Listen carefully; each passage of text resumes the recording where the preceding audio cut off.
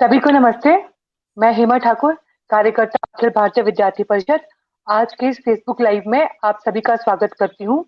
जैसा कि हम सभी को विदित है कि लगभग 4 वर्षों के गहन मंथन के बाद एनईपी का निर्माण हुआ और आज जब कैबिनेट के द्वारा उसे मंजूरी मिल गई है, तो एनईपी को आम जनमानस तक पहुंचाने के लिए विद्या भारती लगातार प्रयासरत है। इसके लिए विद्या भारती ने बीड़ा उठाया है और इसी संदर्भ में माई एनईपी मेरी शिक्षा मेरा भारत के नाम से विद्या भारती प्रतियोगिताएं करवा रहा है, जिसे 3 भागों में विभाजित किया गया है। पहला 9th से 12th क्लास के लिए, दूसरा अंडर ग्रेजुएट और उससे ऊपर के कक्षाओं के लिए, और तीसरा सिटीजन कैटेगरी। इसमें डिफरेंट डिफरेंट कंपटीशन जो है विद्या भारती करवा रहा है।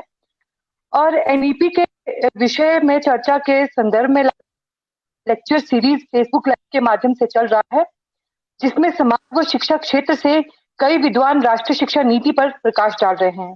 तथा आज की इस कड़ी में को आगे बढ़ाते हुए आज हमारे बीच नेशनल एजुकेशन पॉलिसी पर चर्चा हेतु डॉक्टर स्वरूप रावल जी उपस्थित हैं।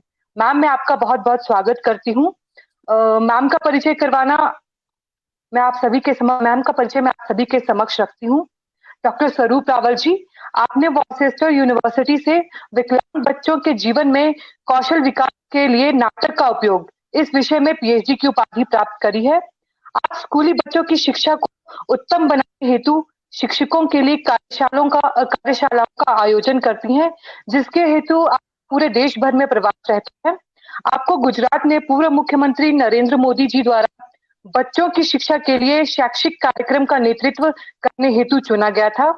आपको वर्की फाउंडेशन द्वारा ग्लोबल टीचर प्राइज में 179 देशों के 10,000 प्रतिभागियों के बीच में से टॉप 10 की श्रेणी में भी चुना गया। आप बॉलीवुड में सफल मॉडल के रूप में भी जानी जाती हैं तथा 1979 में आपने मिस इंडिया का खिताब भी जीता। 37 वर्ष की आयु में आप पुनः जो है शिक्षण क्षेत्र में वापस आई और अपनी उच्च शिक्षा पूरी की। आपने शिक्षण क्षेत्र को 2 लक्ष्यों को पूरा करने के लिए जो है शामिल हुई, जिसमें पहला बच्चों के जीवन को हर मुश्किल से निपटने के लिए जीवन में कौशल शिक्षा के माध्यम से सहायता करना, दूसरा शिक्षण के नए नए तरीके लाना ताकि जो स्टूडेंट टीचर गैप है उसको कम किया जा सके और शिक्षा में जो है गुणवत्ता लाई जा सके। 2014 में आपने सैटेलाइट लिंक के माध्यम से गवर्नमेंट के लिए शिक्षण व प्रशिक्षण सत्र चलाए।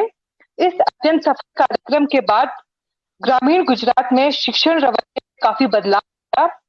आप central advisory board of education में भी गैर सरकारी सदस्य के रूप में कार्य कर रही हैं। 2016 में अर्ली चाइल्डहुड एसोसिएशन के 4थे अंतर्राष्ट्रीय सम्मेलन में शिक्षा क्षेत्र में आपको most committed person of the year के पुरस्कार से भी सम्मानित किया गया। आप शिक्षण क्षेत्र में और भी कई पुरस्कार हासिल कर चुकी हैं, जिसमें teacher innovator of the year 2018 जो हम्पटन यूनिवर्सिटी के द्वारा दिया गया। दूसरा national builder from rotary India literacy mission के द्वारा भी आपको सम्मानित किया गया। ऐसे कई पुरस्कार जो हैं आप प्राप्त कर चुकी हैं। आज role of creative and critical thinking in learning इस विषय पर चर्चा के हेतु हम सभी के साथ जुड़ी हैं। मैं मैम से आग्रह करती हूँ कि आप इस विषय में हम सभी का मार्गदर्शन करें। Thank you very much.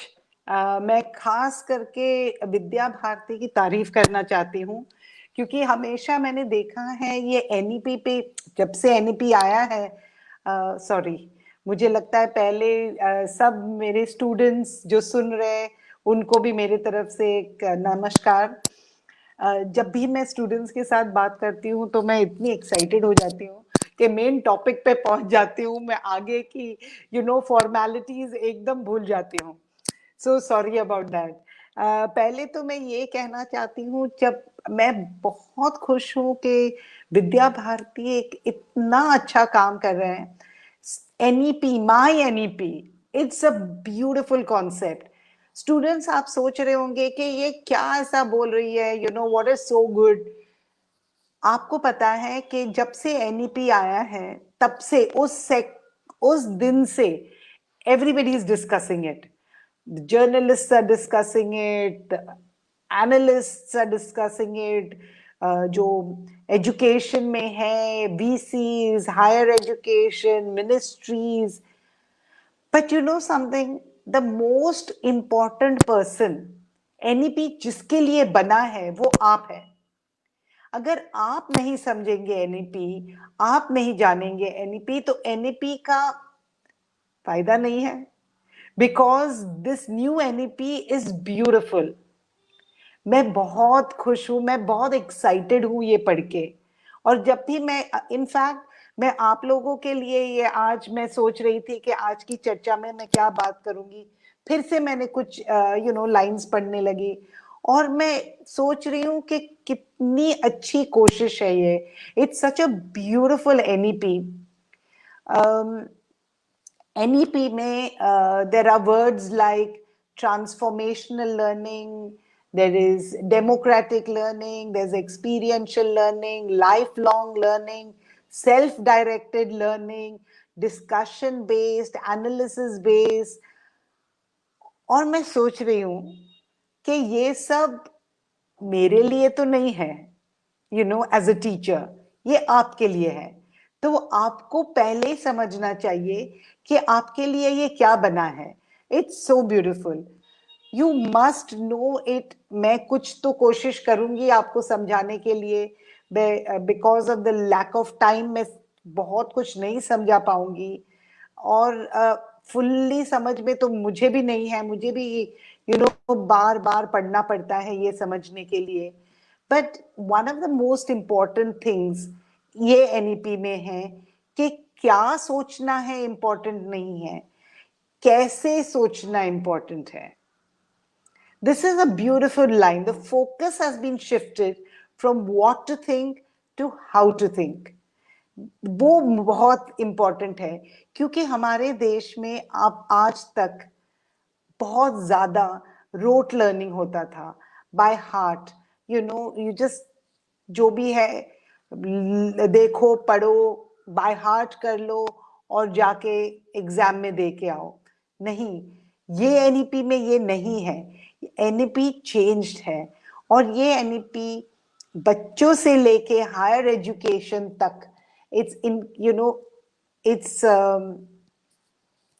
advocating for decision based learning, analysis, ये सब encourage किया है. critical thinking और creativity. बट आई विल, वो थोड़ी देर बाद में बताऊंगी क्रिएटिविटी और क्रिटिकल थिंकिंग के बारे में. पर मैं ये लेके चलती हूँ, क्रिएटिव थिंकिंग और क्रिटिकल थिंकिंग ये दोनों बहुत बहुत इम्पोर्टेंट है. बचपन से लेके बुढ़ापे तक, इन एवरी एस्पेक्ट हमारी जिंदगी में. और ये ब्यूटी है इस एनईपी की कि ये एनईपी सिर्फ कॉलेज के लिए तैयार नहीं कर रही है, स्कूल के लिए तैयार नहीं कर रही है.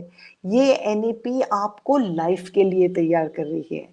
इसलिए आपको नॉट ओनली कि आपको प्रोफेशन के लिए तैयार कर रही है, ऐसे तैयार कर रही है कि आप किसी भी हालत में कुछ न कुछ वोकेशन कर सके, प्रोफेशन कर सके, अपनी जिंदगी अच्छी तरह से जी सके और देश की प्रगति हो, साथ में फैमिली की प्रगति हो.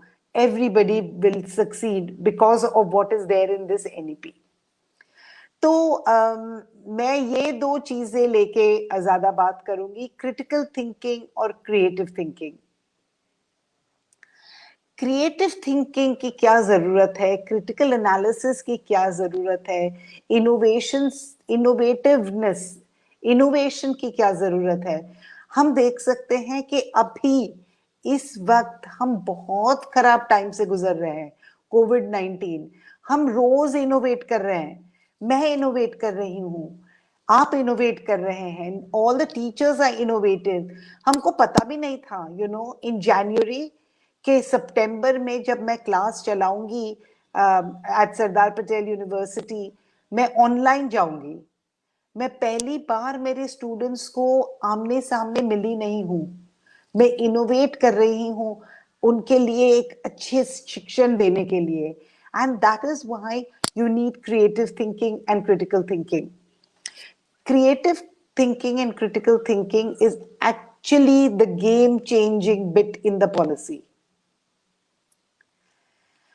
आप सोचेंगे कि ये क्रिएटिव थिंकिंग क्यों इतना बोल रही है, पर you have to understand creative thinking and critical thinking are two very, very important aspects of learning, teaching, and life.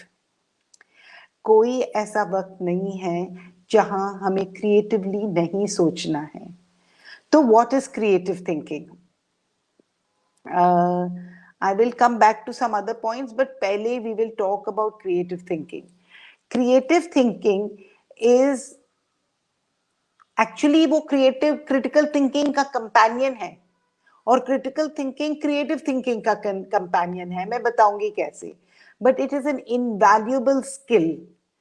बहुत महत्व का स्किल है, बहुत महत्व का कौशल है बच्चों के लिए, स्कूल गोइंग चिल्ड्रन के लिए, कॉलेज के, यूनिवर्सिटी के स्टूडेंट्स के लिए.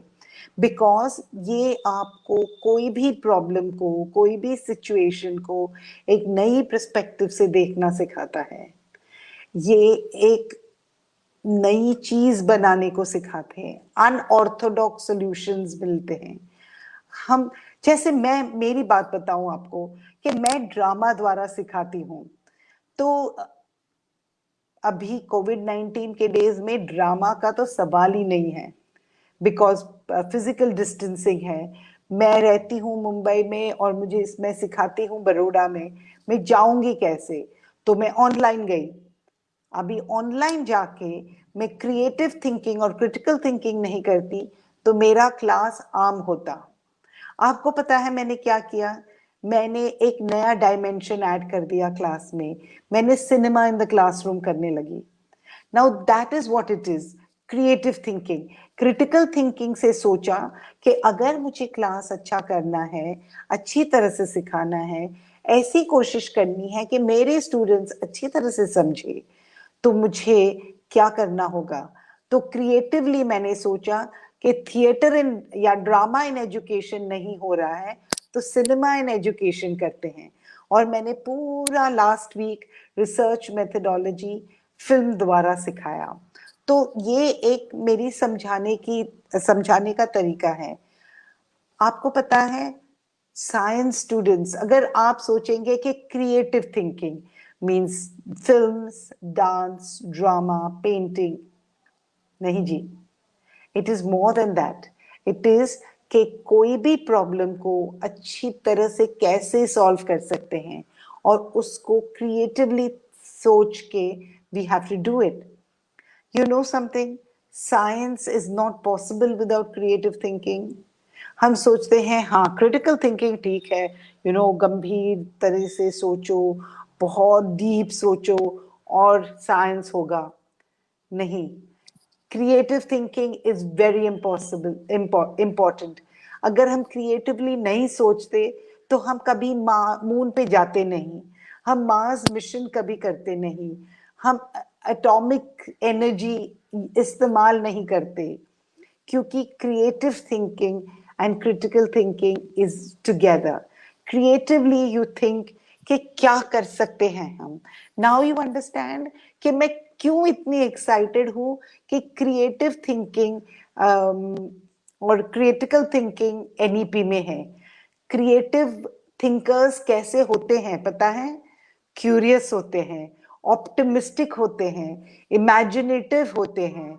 वो प्रॉब्लम्स को एक इंटरेस्टिंग पर्सपेक्टिव से देखते हैं, चैलेंज ले लेते हैं, जजमेंट एक साइड में रखते हैं और बहुत इजीली गिव अप नहीं करते. आपको नहीं लगता कि आप में ये गुण होने चाहिए? और एक्चुअली जो हायर एजुकेशन में है उनको जो हमारे छोटे बच्चे हैं स्कूल में और आंगनवाड़ी में, उनसे बहुत जलना चाहिए. पता है क्यों? क्योंकि ये बच्चे क्रिएटिव थिंकिंग और क्रिटिकल थिंकिंग आंगनवाड़ी से करते आएंगे और जब तक वो हायर एजुकेशन में पहुंचेंगे तो कितना ब्यूटीफुल सोचेंगे. क्रिएटिव थिंकिंग और क्रिएटिविटी का एक बहुत ब्यूटीफुल एस्पेक्ट है जो आई होप जब करिकुलम बने और वर्किंग पेपर्स बने तो वो जरूर आए, पर मुझे ये लगता है कि आ ही जाएगा. क्रिएटिव थिंकिंग और क्रिटिकल थिंकिंग हमेशा देश की, दुनिया की, ह्यूमैनिटी की भलाई के लिए ही होता है।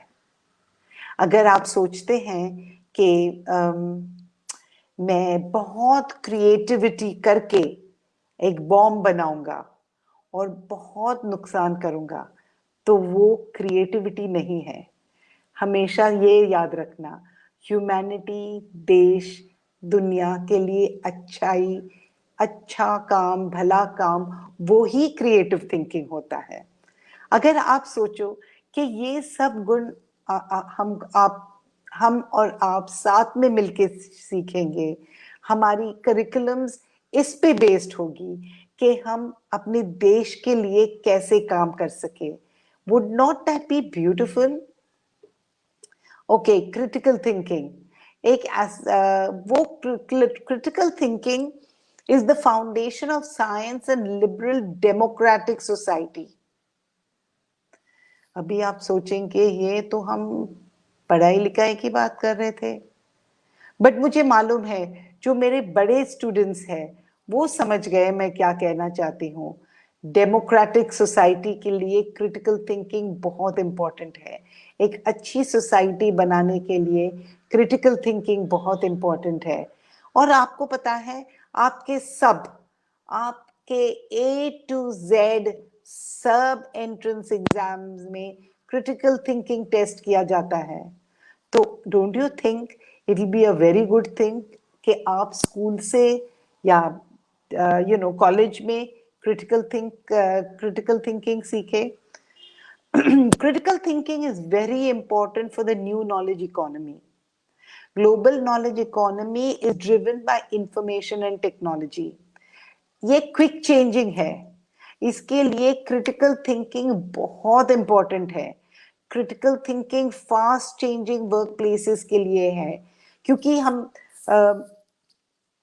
one minute. So what is critical thinking? Critical thinking is the ability to analyze the way you think and present ideas. Self-directed, self-disciplined, self-monitored and self-corrective thinking. इससे क्या होता है? सेल्फ एस्टीम बढ़ता है, सेल्फ अवेयरनेस आता है और the students become सशक्त. There is a lot of Shashakti-karan in this, a lot of empowerment. So creative thinking and critical thinking leads to a lot of empowerment.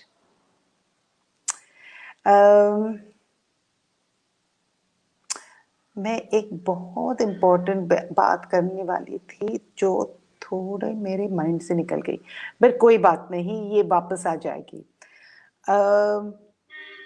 आत्मनिर्भर NEP हमें आत्मनिर्भर बनाएगी because it's teaching us critical thinking, skills and practical knowledge. ये बहुत important है.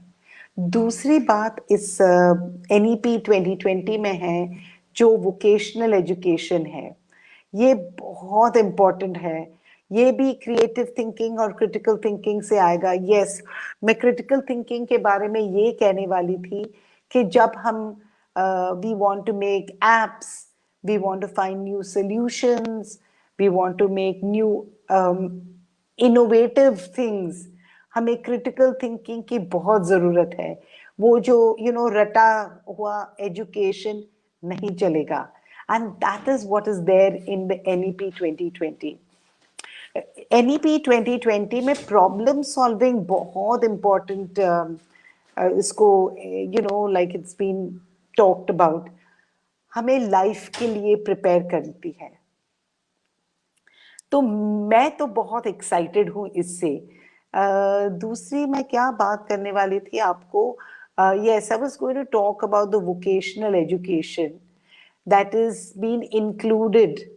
और मुझे लगता है ये वोकेशनल एजुकेशन एक तरह से क्रिएटिव थिंकिंग और क्रिटिकल थिंकिंग में ही आ जाता है, क्योंकि 6th grade से they're going to students are going to learn how to do things, carpentry, farming, embroidery, even mehndi work and painting, आप ये चीज को छोटा ना समझे, क्योंकि इससे आता है बड़ा बड़ा big thinking, big transitions, big transformation, वो इससे आएंगे।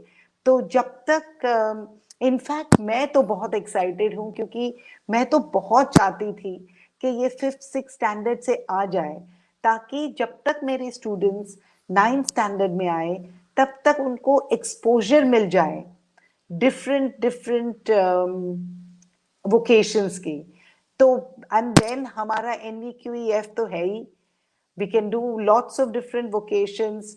अभी सिर्फ डॉक्टर बनना या एडवोकेट बनना या फार्मिंग करना, that's not only choice. Lots of other choices are there to become mechanics in the cars, make new apps, start beauty parlors, do embroidery, become fashion designers. कितने कितने vocations हैं जो सब हम NEP द्वारा सीख सकते हैं। तो एक्चुअली हम कहते हैं कि ये this is a flood of information today. मुझे लगता है कि NEP is a flood of information. इतना इंफॉर्मेशन है, इतना लिखा है कि हम जितना भी अंदर ड्वेल करें, जितना भी उसको स्टडी करें, कम ही है।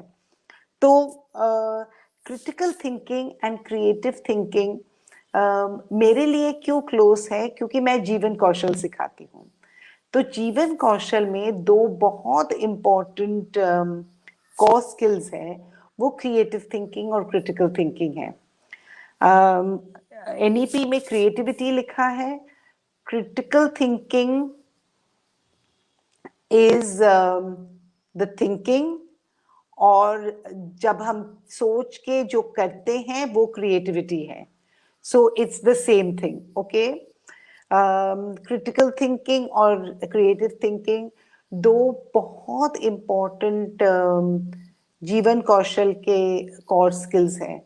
और टॉकिंग ऑफ दैट, जीवन कौशल एक बहुत इम्पोर्टेंट एडिशन है NEP 2020 में, और ये सब हमें स्ट्रॉन्ग बनाता है, सेल्फ अवेयरनेस आती है, हम इमोशनली स्ट्रॉन्ग होते हैं, हमें एम्पैथी आती है, प्रॉब्लम सॉल्विंग और डिसीजन मेकिंग का तो आप पूछो ही मत।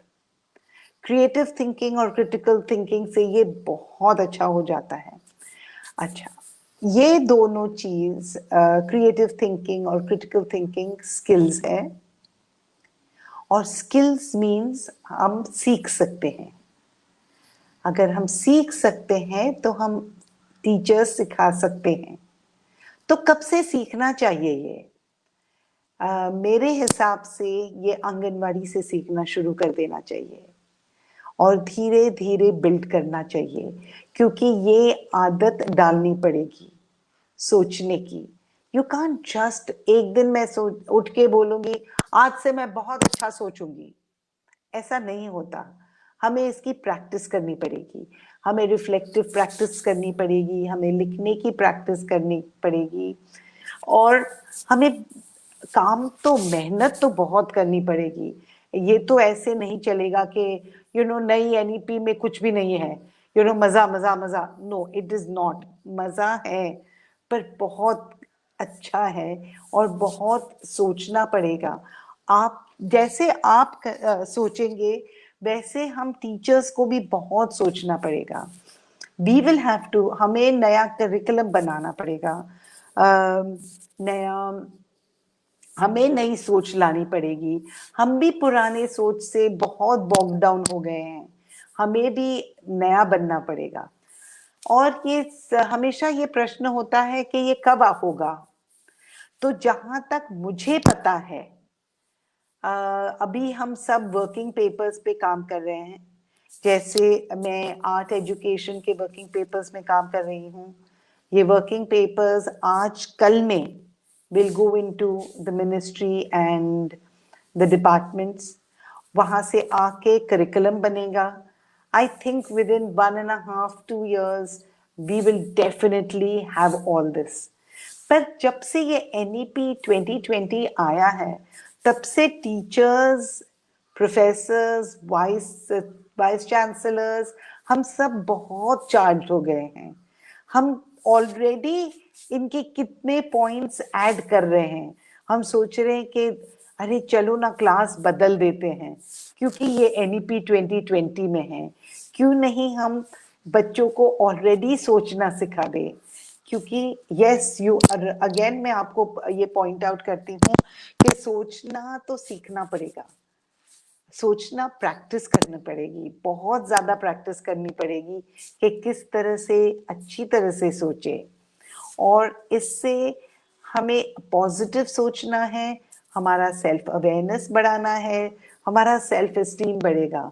हम सोचेंगे कि कोई भी प्रॉब्लम आए हमारे रास्ते में, I don't have to worry, क्योंकि ये सेल्फ डायरेक्टेड है। यस, मैं ये पॉइंट्स रिपीट कर रही हूँ क्योंकि ये बहुत इंपॉर्टेंट है। एक बहुत अच्छी बात है इस NEP में, मल्टी डिसिप्लिनरी लर्निंग। आप सोचेंगे क्यों, क्या जरूरत है? नहीं, बहुत जरूरत है। मैं आपको एक एग्जांपल दूं, वो मेरी एग्जांपल है। जब मैं स्कूल में थी, मैंने वो ओल्ड बोर्ड की एग्जाम की थी, तो मैं 11वीं में पास हुई थी। हमारे स्कूल में हमें चॉइस देते थे सब्जेक्ट्स चूज करने के लिए।